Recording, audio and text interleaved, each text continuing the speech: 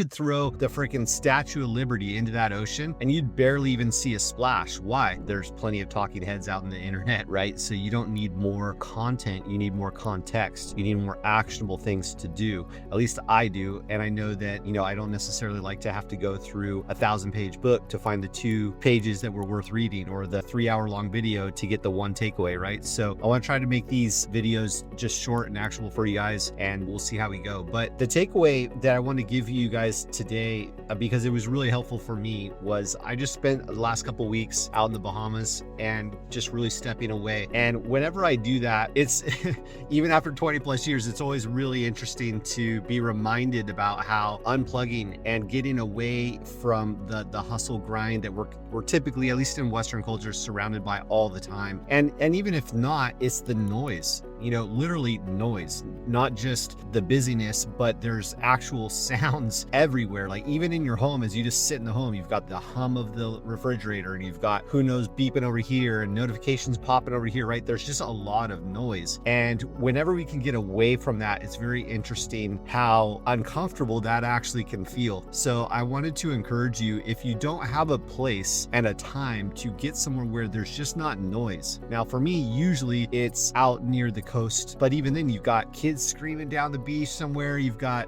just the general sounds of the city, unless I'm like really far out somewhere fun. But it was just really cool to get out into some sparse, vast areas of the ocean on this trip and be reminded about the silence. And in that silence, you actually can hear good ideas. The analogy I often use with clients is, if you can imagine a really rough, tumultuous ocean with huge waves crashing, wind, gray skies, and just huge stormy conditions, right? Well, you could throw the freaking Statue of Liberty into that ocean and you'd barely even see a splash. Why? Because of all the noise. There's already so much motion happening. Now, the inverse of this is also true. If you can imagine, just take a second, close your eyes, even if you can, if you're not driving or anything, and just close your eyes and imagine a crystal clear, calm lake, not a whisper of wind across it. And it's just like a mirror, like a sheet of glass, just crystal smooth. Now, what would happen if I were to take the tiniest little pebble and throw it out into the middle of that lake? What would happen? You'd see ripples cast across the entire body of water, right? A tiny little pebble, and we can actually see the motion it's creating, versus what I said earlier, the Statue of Liberty, and you can't even see it splash. Well, why is that? It's because the environment that it's in. And these are like our ideas. Our ideas are like these things that we're throwing into the ether of thought. And when you throw them into noise, it's really hard to discern the friction and the distortion of the noise around it versus the thing, the actual idea or thought. And so when you can get your mind into a cleaner state, when you can get your body and your senses into a quieter environment, then naturally even the smallest ideas you can pick up quicker. And usually, like I said, the good idea is the 1 page in a 1,000-page book. It's the one takeaway in a 3-hour-long podcast that you watch. You don't need a lot of ideas. You need one really good actionable one. And this can only be achieved if you actually remove yourself from the noise, if you can actually calm your brain down. And that's very challenging to do. So however you want to do that, whether you want to meditate under a tree out in a valley somewhere, or you want to put on some headphones because you live in a city and you can't really get away from the noise and you got to dampen that input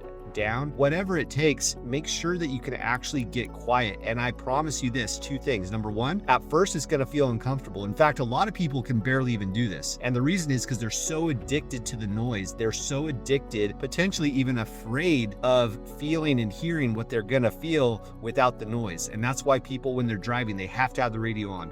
While they're getting ready in the morning, they have to have the TV on. While they have to have noise, they have to have stimulus, because there's too much going on. They're addicted to the noise because it's part of their operating system. I'm not saying this bad, good, or whatever. I'm just saying what it is. It's the truth. You have to get okay with being uncomfortable and hearing the thoughts, cleaning that slate, getting the slate or the material, the surface of your brain smooth enough to where you can actually pick up that one good idea. I hope this helps. I hope this video is one of these good ideas for you, and that it finds you in a place to actually apply it, because you don't need more knowledge. You need more actionable, contextual, relevant things to do. Like actually you can actually apply them. You don't need just another idea. Another idea does you no good. It's only what you actually applied that's going to make the meaningful difference. So I hope this is one of those. Take the time to think about it and how you're going to figure out, how do I get to a place at least once a week minimum, hopefully once a day ideal, where you can truly just spend a little bit of time in absolute quiet and just let the ether of thought smooth out enough to where you can pick up the one action that you need to do today, the one action that you need to do this week